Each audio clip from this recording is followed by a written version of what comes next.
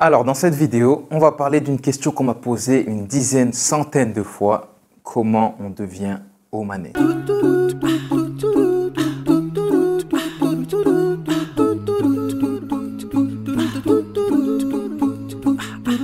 Salam alaikum, bonjour à tous, bienvenue sur la chaîne Maomani Life, la chaîne francophone qui vous dit tout ce que vous avez à savoir sur le sultanat d'Oman.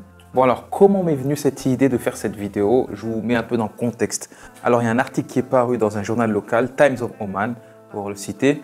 Et cet article, il parlait des procédures et notamment du coût qu'il fallait pour demander la nationalité omanaise. De ce fait, sur ma story Instagram, d'ailleurs si tu ne me suis pas sur Instagram, je t'invite à le faire dès maintenant parce que c'est le réseau où je suis le plus actif. Sur ma story Instagram, j'ai donc mis un sondage pour savoir si vous demanderiez la nationalité omanaise ou pas. Du coup, les résultats étaient assez mitigés et juste après, j'ai fait une autre story pour dire que je vous expliquerai dans une vidéo pourquoi moi, je ne la demanderai sûrement pas. Alors, je vais lever le voile sur cette interrogation parce qu'après, évidemment, j'ai reçu plein de DM. Mais pourquoi tu ne la prendrais pas, tout ça? Et la plupart, je leur ai répondu, vous verrez sur la vidéo. Du coup, dans cette vidéo, je vais vous dévoiler pourquoi, personnellement, je ne demanderai pas la nationalité omanaise. Alors, petit disclaimer, juste avant de commencer le sujet, pour vous dire que voilà, moi, c'est mon avis personnel. Après avoir développé tous les points,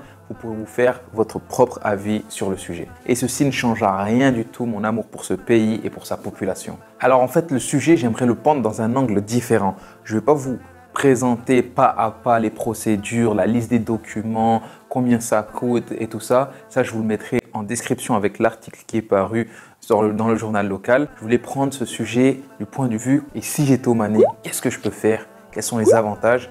Quels sont les inconvénients? À mon avis, d'un point de vue d'un étranger, d'un Français, voilà. Point numéro 1, peut-être le plus gros avantage à être omanais. Si je suis omanais, je peux monter mon business tout seul, sans sponsor, et j'ai une grande facilité dans les démarches, petit à petit, pour monter un business. On demanderait moins d'argent pour débuter un business, je n'aurai pas besoin de sponsor, ce sera tout à mon nom et je serai le seul propriétaire du business. La vidéo sur comment monter un business aussi arrive très bientôt sur la chaîne, alors je vous invite à vous abonner pour ne pas la rater.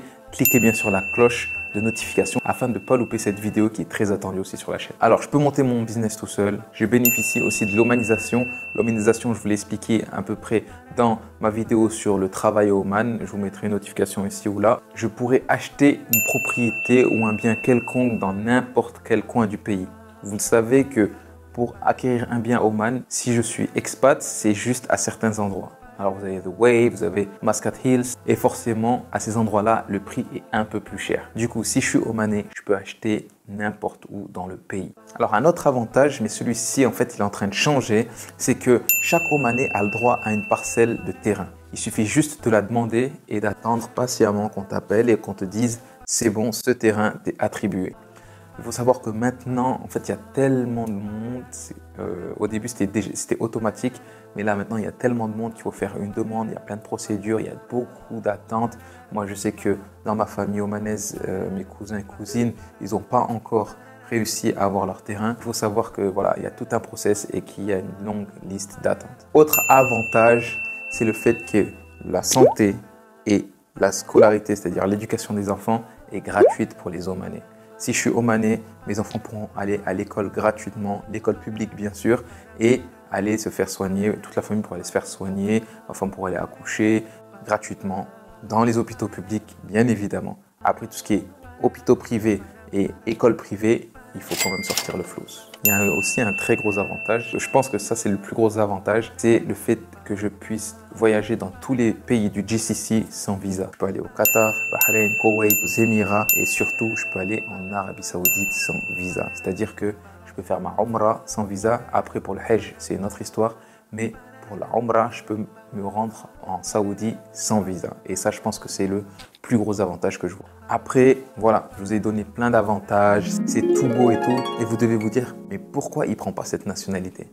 Je vais vous le dire tout de suite. Alors, premier gros désavantage, voilà, c'est toujours selon ma vision, c'est qu'on ne peut pas cumuler deux nationalités à Oman.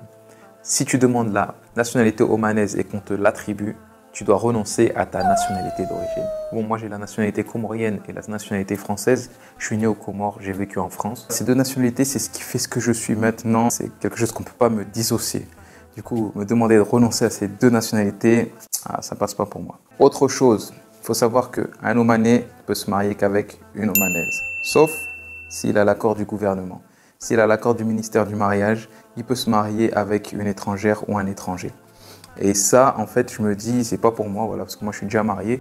Mais je me dis que voilà, si je vois un peu plus loin, si je vois que mes enfants, voilà, mes enfants veulent se marier avec un Français ou un Comorien. Du coup, voilà, je me dis que c'est un peu contraignant de ne pas avoir le choix de se marier avec qui on veut, en fait. Voilà, moi, je vois un peu plus loin. Je me dis que si mes enfants ont envie de se marier avec un étranger ou une étrangère, ils pourront le faire. Alors, de cette règle de mariage, il découle plein de petites règles, notamment s'il y a un enfant, eh ben, si le père est omanais et la mère est non omanaise, l'enfant est omanais. Si la mère est omanaise et que le père est étranger, l'enfant est omanais. S'il y a eu divorce, si le père est décédé ou si l'enfant a été abandonné par son père au moins pour 10 ans. Alors à l'inverse, si le père est omanais et que la mère est non omanaise, l'enfant a jusqu'à ses 18 ans pour revenir à Oman et demander sa nationalité et son passeport omanais qui lui sera donné directement parce que le père est omanais. Il faut savoir que la nationalité, elle vient du père. Et du coup, voilà, vous avez des personnes, notamment des femmes qui sont mariées avec des étrangers, qui ont eu des enfants. La femme est omanaise, mais l'enfant n'est pas omanais, car le père n'est pas omanais. Et je pense que cette nouvelle loi, cette nouvelle procédure est là pour un peu régler ces affaires, toutes ces histoires où la mère est omanaise et l'enfant n'est pas omanais, les omanais à qui on a retiré la nationalité pour quelle ou quelle raison.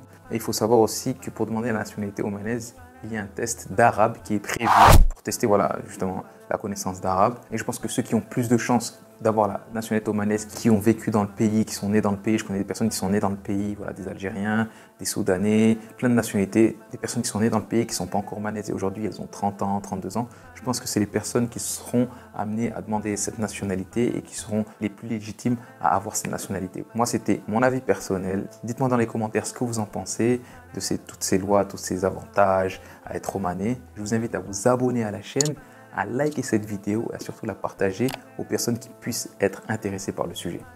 Pour moi, c'est fini et comme on dit ici, ma salam.